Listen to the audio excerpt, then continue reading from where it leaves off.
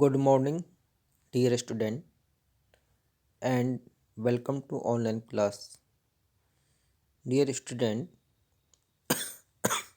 today I am going to teach you the Mughal Empire.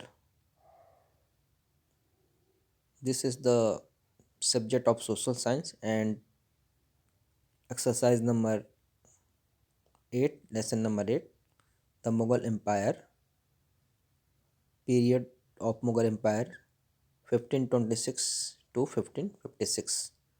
First, Babur. The power of Delhi Sultanate was gradually declining. Consequently, political disturbance prevailed everyone in the country. कह रहा है जब दहली सल्तनत दिल्ली सुल्तान सुल्तान जो थे उनकी जब power समाप्त होने लगी तो इसका रिजल्ट ये होता है कि पूरे कंट्री में पूरे भारत में जो पॉलिटिकल डिस्टर्बेंस शुरू हो जाते हैं. The country had become divided into several independent state. और हमारा जो देश था वो बहुत सारे अलग अलग स्वतंत्र राज्य में बंटने लगते हैं. There was not even a single state powerful enough to lead and the unit the rest of the state and depend them from foreign attack. और अनेक राज्य का विघटन हो जाता है और कई नए राज्यों को उसमें उदय होती है. और इसमें के ऐसे राज्य थे जो देश की रक्षा के लिए अन्य राज्यों को एक सूत्र में बांध कर रखते थे और उनका नेतृत्व करते थे. इसका ये हुआ कि जो राजनीतिक यूनिटी थी एकता थी उसमें उसका प्रभाव कम होने लगा और चारों तरफ से विदेशी आक्रमण की शुरुआत हो जाती है.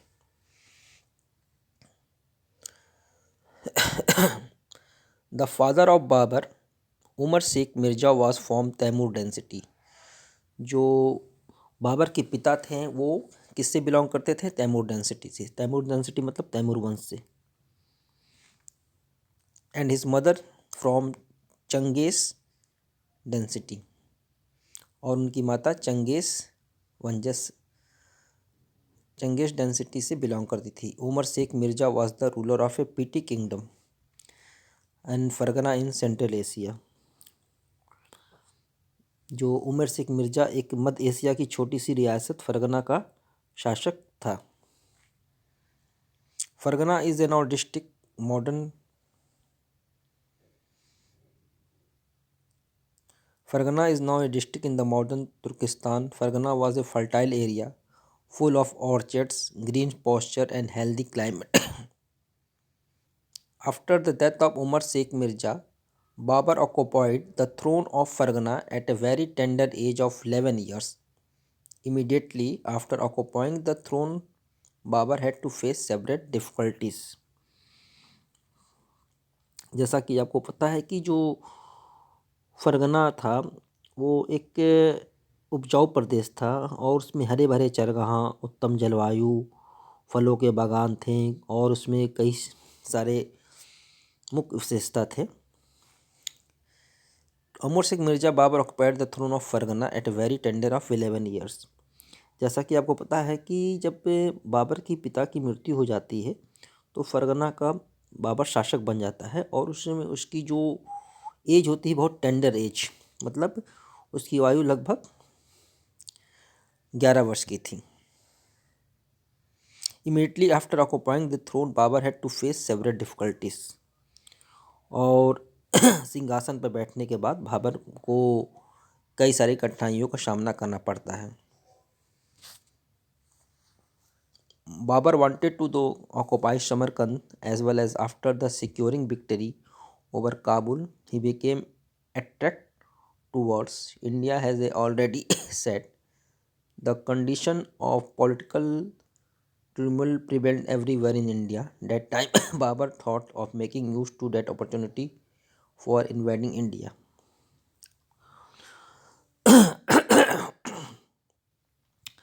और गद्दी पर बैठने के साथ साथ बाबर को कई सारी कठिनाइयों का सामना करना पड़ता है। और वो अपने पूर्वज, जिसके पूर्वज तैमूर हुआ करते थे, और उसके राज में समरकंद को भी जीतना चाहते थे। उसने काबुल पर अपना अधिकार धीरे धीरे जमाना शुरू किया और भारत की ओर आकर्षित होना शुरू किया। नेक्स्ट टॉपिक है Babur invention over India. Babur का भारत पर आक्रमण।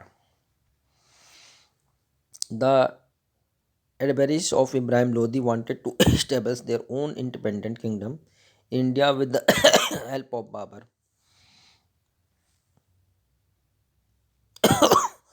On the other hand, Babur himself was planning to invade and bring India under the control. Meanwhile, the Subedar of the Punjab, Daulat Khan Lodi, invited Babur to attack over in Delhi. Rajput ruled to Mewar. Rana Sanga also prepared himself to offer every possible assistance to the Babur to fight against Ibrahim Lodi. और इब्राहिम लोदी के विरोधी जो बाबर की सहायता से अपना स्वतंत्र साम्राज्य स्थापित करने की योजना बनाने लगे। और धीरे धीरे जो बाबर स्वयं भारत पर अधिकार करना चाहता था, इसके लिए उसने अपनी सेना को भी भली भांति तैयार कर लिया था। और उसने अपने कई सारे तोपखानों को तैयार कर लिया। और इसी समय पंजाब के गवर्नर जो दौलत खान लोदी ने उसे दिल्ली पर आक्रमण करने के लिए आमंत्रित किया।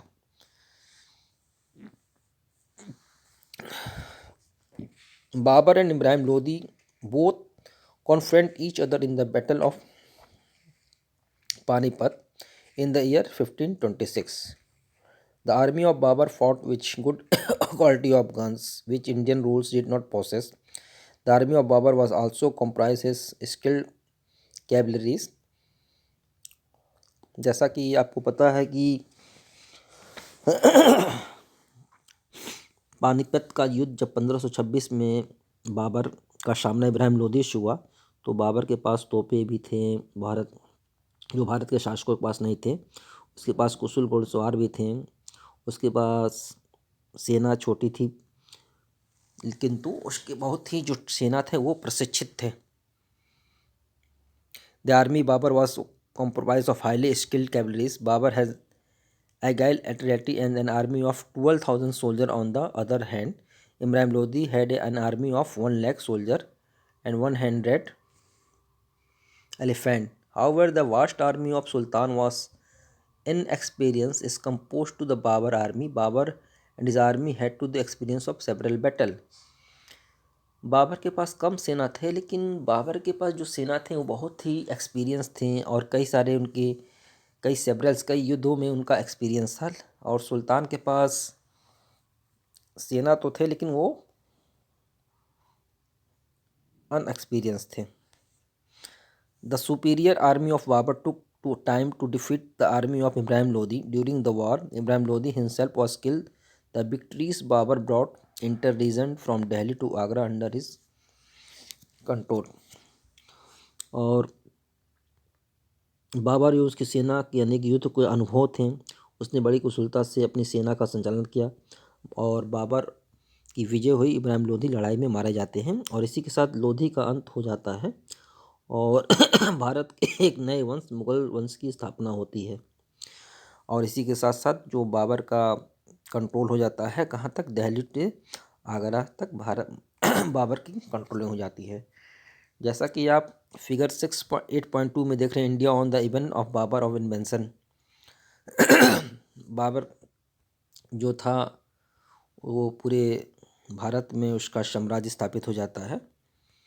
ये देखिए आपका पूरब साइड में बे ऑफ बंगाल और ये अरेबियन सी, और ये नीचे दक्षिण साइड में ये भारत का जो नेबरिंग कंट्री है श्रीलंका। इसके साथ साथ भारत में बाबर देखिए कहाँ कहाँ साम्राज्य, पूरा लगभग पूरे भारत में वो साम्राज्य अपना स्थापित करता है और उसकी कंट्रोलिंग जो है कहाँ से कहाँ तक हो जाती है, दिल्ली से लेके पूरा आगरा तक उसकी कंट्रोलिंग हो जाती है। तो ये और ये सब कब होते हैं? 1526 में। तो आज के लिए